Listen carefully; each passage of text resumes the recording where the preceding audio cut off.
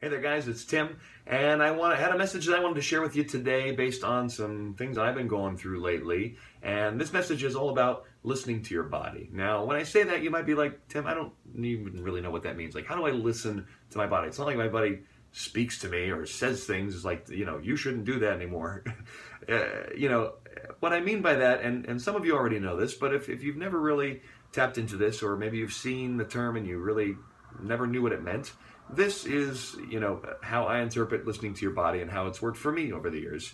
As we become more attuned with our own bodies, our own physicality, and a lot of this we do through our workout regimen, through getting dialed in with our nutrition, to really just paying attention. Just like with another person, when you say it's like, how do you truly listen to another person?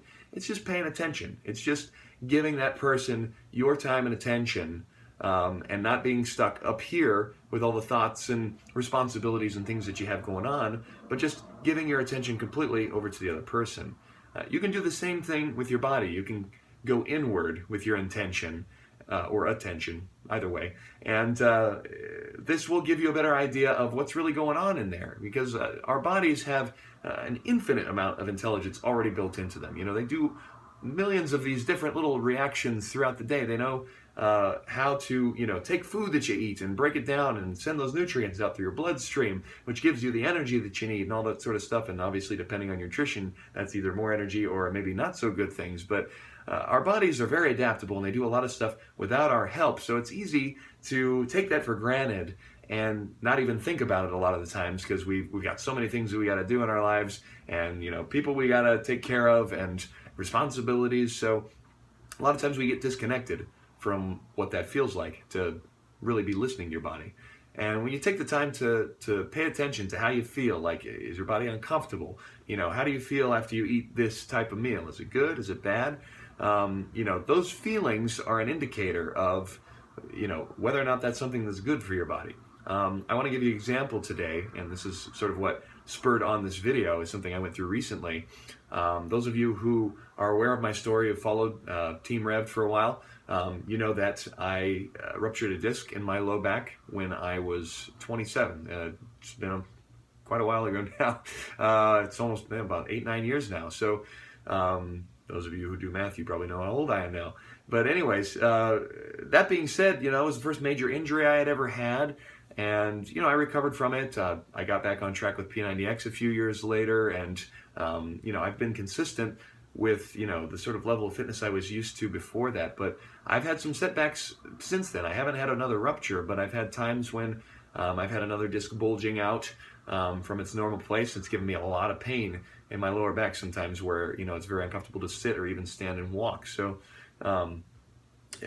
each of these times I realized when I went back, though, from the rupture to any of the times since then where I've had discomfort, my body was trying to tell me things leading up to it. Before the rupture, a few days prior, I had done a workout and I got a lot of pain in my lower back, real, intense stiffness, and I just kind of, I took it easy for a couple of days, thought things would be fine, just sort of ignored it.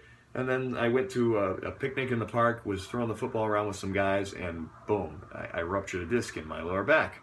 And so that was a big wake-up call for me. But since then, once I got back on track with my fitness, I was like, okay, I'm doing good. As long as I keep my core tight and make sure that I'm stretching out and stuff like that, I should be fine. But, sometimes certain circumstances, like I've had a few jobs where I've had to sit for a long period of time, and that sitting, from what I've learned from the chiropractors, is one of the worst things you can do for your back. And unfortunately, most of us do that for most of the day, depending on what your job is. But that being said, I would get discomfort in the area. I'd get pains kind of like what I had before. And so I'd take it a little easy, but I would try to stretch out more. I'd do my personal or my physical therapy exercises, and I'd get myself back on track that way. But each time there was some discomfort leading up to the major pain, which would usually happen a few days later, when I would push myself a little further than I needed to with my body. And this is the lesson that I want to impart to you today, is why you should listen to your body. Because oftentimes your body is screaming out for help and you're ignoring it because you're used to either fighting through the pain or ignoring the pain, just going on about your business. And, if you're on a new workout regimen, like you just started P90X or Insanity, and you are focused, you want to stay on that calendar, you want to do it exactly as it's designed, and about halfway through you start to get some real pain that does not feel like muscle pain, your temptation is to ignore it. You're like, no, I'm getting such good results. I got momentum going here. I really want to finish this thing out. Those are the times you're going to set yourself back even further than you would just by taking a few days off, even if it slows your momentum down a little bit. Imagine how much it's going to slow your momentum down if if you're out of commission, you wind up having to go into a hospital like I did, and it puts you out for several weeks to months. This is something we got to look at the long-term solution. This whole health and fitness game, marathon, not a sprint. So we've got to always look at it as the long term, and also with the well-being of our bodies being number one priority. Because if we don't have this and we don't have our overall health, it doesn't matter what level of fitness we get to, if we can't maintain that, if in the end we wind up paralyzed or not able to move in our older years. So start paying attention to that. If you're eating a particular meal that every time after it you get uncomfortable in your stomach, there's a reason for that. It's not just that, oh, it's just fantastic, but I really love this food and I just have to deal with it. That's your body saying, this is not good for us. We can't digest this. These toxins are horrible you're putting into our body, and it's the precursor. Just like me feeling the discomfort before the major injury, that can be the discomfort towards something more major. And I'm not wishing this or saying this is something that's happening to you one way or the other, but this is how diseases begin, more major diseases. When we keep taking in toxin, and we keep ignoring what our body is telling us, that can set us up for some major problems down the road. Okay, so don't ignore the signs your body's giving you. If you have discomfort, pay attention to what it is, how it feels. Is this muscle soreness or is this an actual injury? If you're having discomfort from the meals you're eating, is this, a type of meal that I should be eating?